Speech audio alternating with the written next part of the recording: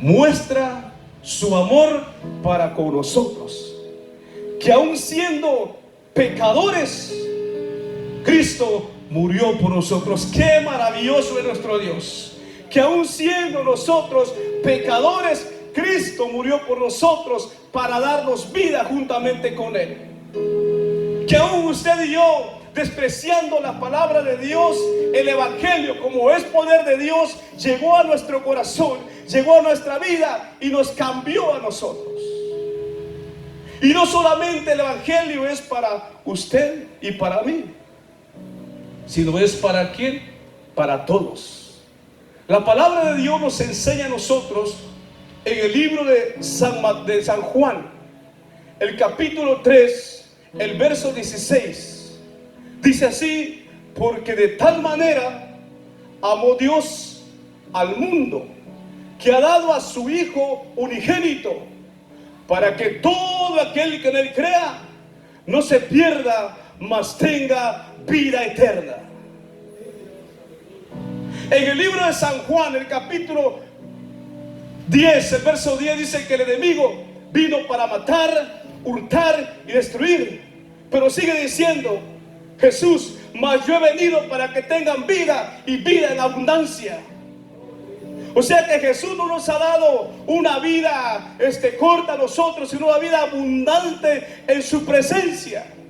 Una vida que usted pueda disfrutar de la presencia de Dios. Una vida donde usted puede adorar a nuestro Dios. Él ha dado vida a usted para que usted exalte y glorifique su nombre. Me ha dado vida a mí para que yo alabe y glorifique su nombre.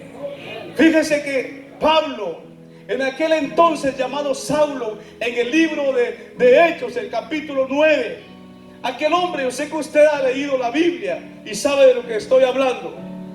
Aquel hombre perseguía a la iglesia continuamente cuando se llamaba Saulo.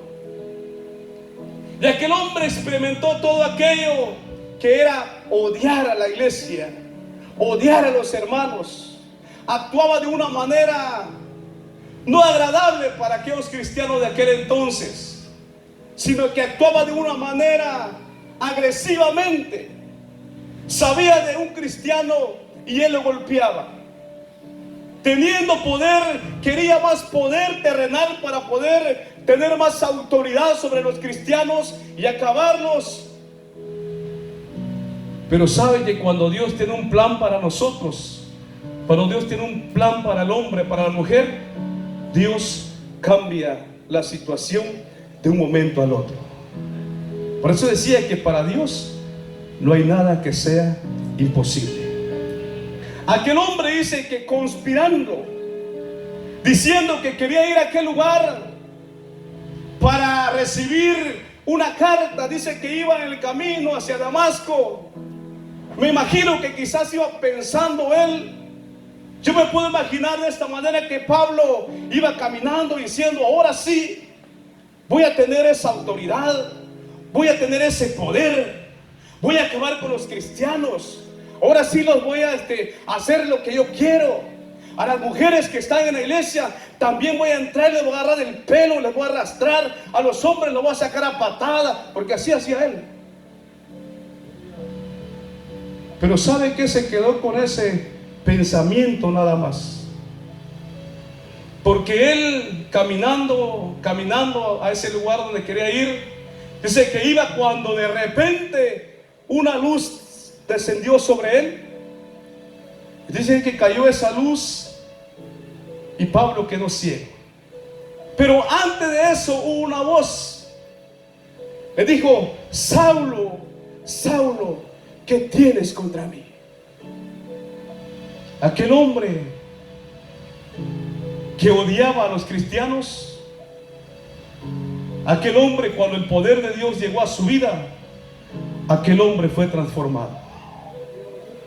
El Evangelio trae salvación para nuestras vidas.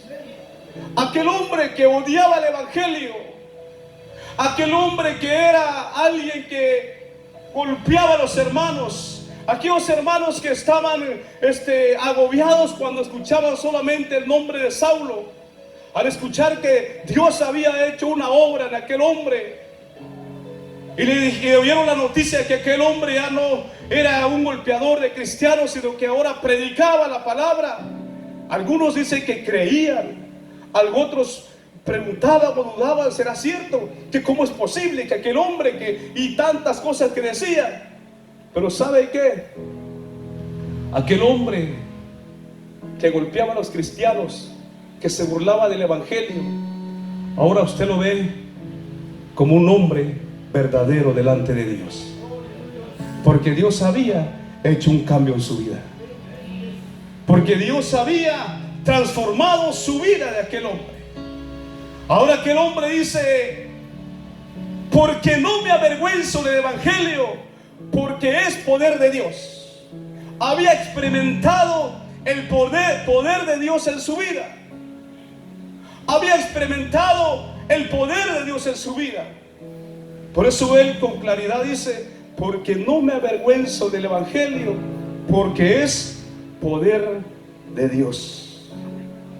Y la Biblia nos enseña a nosotros que la salvación, porque hay mucha gente que entra en orgullo: ahora estoy con Cristo, si quiere que Cristo venga y nos vamos y adiós, bye, chao. Pero ¿saben qué? Que tú eres salvo, está bien, pero le hablaste a tu vecino, le hablaste a tu papá, le hablaste a tus hijos, hablaste a aquellos que Dios te puso enfrente para que un día no llegaran a sufrir ese lugar. A veces nosotros decimos: que yo me voy a morir y me voy, pero la pregunta es: ¿hiciste lo que Dios te mandó a hacer? ¿Predicaste a tus hijos? ¿Hablaste a tus hijos? Muchas veces nosotros como padres queremos que nuestros hijos entren en una adoración ante Dios. Queremos que nuestros hijos se porten bien ante la presencia de Dios. Y eso es bueno, porque es buen deseo que nosotros queremos. Pero muchas veces nosotros hemos dejado de clamarle a Dios por nuestros hijos.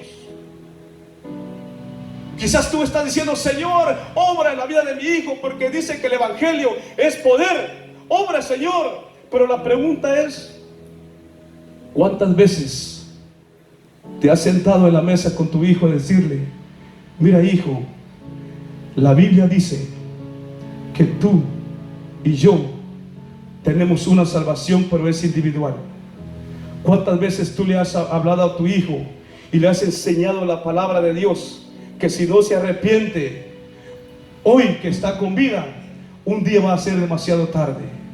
¿Cuántas veces tú le has hablado a tu hijo, o solamente has dicho: es que no quiere, ya le he dicho pero no quiere, pero sigo confiando en Dios?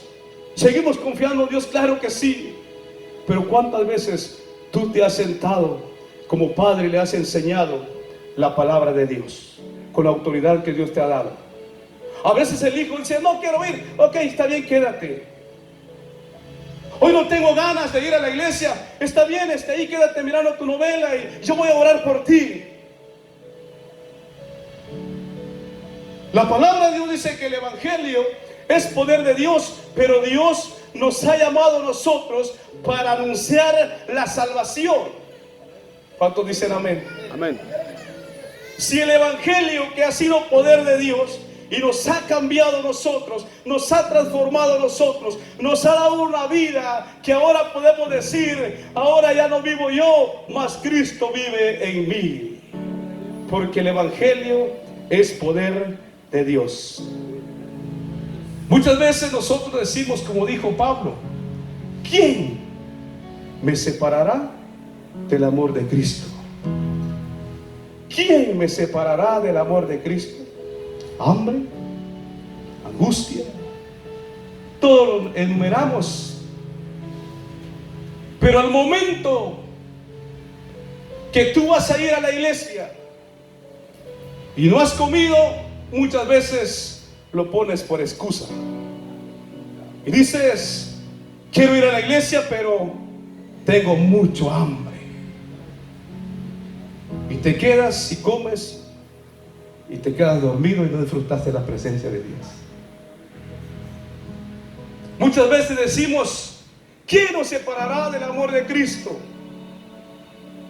Nos alistamos, nos cambiamos, salimos afuera miramos al cielo